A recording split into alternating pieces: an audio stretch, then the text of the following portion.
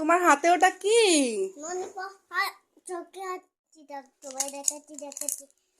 দেখি ওর ভিতর কি, দেখি কেমন, দেখাও তো। খুলতে পারছো না? দেখি আমি খুলে দিই। দেখি তো, খোলো তো, দেখি ওর ভিতর কি আছে। ও ললিপপ। কি কি কালারের ললিপপ দেখি তো? 3টা ললিপপ। ওটা দেখি। এই দেখো দেখি। আমার গাড়িও আছে। এটা কি কি আছে দেখি তো। ওরে বাবা, একটা গাড়ি আছে, একটা বাঁশি আছে। বাঁশি বাজাতে পারো তুমি? এই দেখো।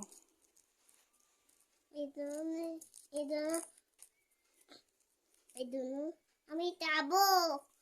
আর ওইটা কি, ওইটা কি দেখি। ওইটা আরেকটা চকলেট দেখলাম, ওইটা কি দেখি তো, দেখাও তো।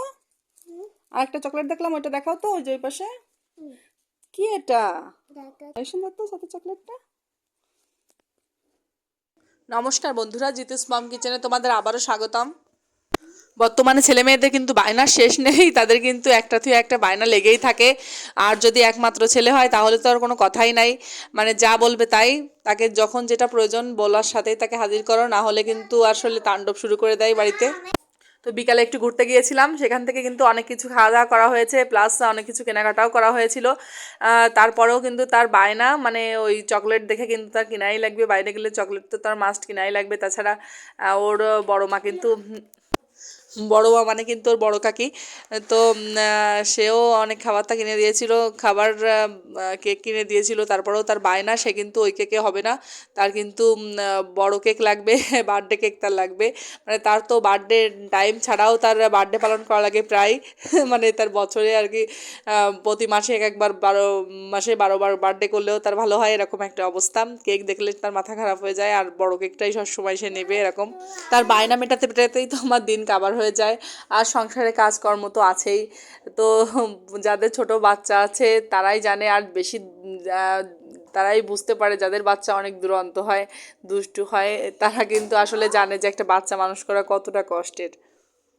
মানে সারাদিনই আসলে আমার মনে হয় যে অন্যান্য কাজ বাদ রেখে ওর পিছনেই একজন লোক লাগে আসলে, যে ওকে রাখার জন্য। তারপরেও তো আমাদের সংসারের কাজকর্ম সব কিছুই একা হাতে করতে হয়, প্লাস বাচ্চাকেও দেখে দেখাশোনা করতে হয়। তাছাড়াও আরও কত রকম দায়িত্ব থাকে একটা সংসারে, আরও অনেক দায়িত্বও থাকে আমাদের মেয়েদের।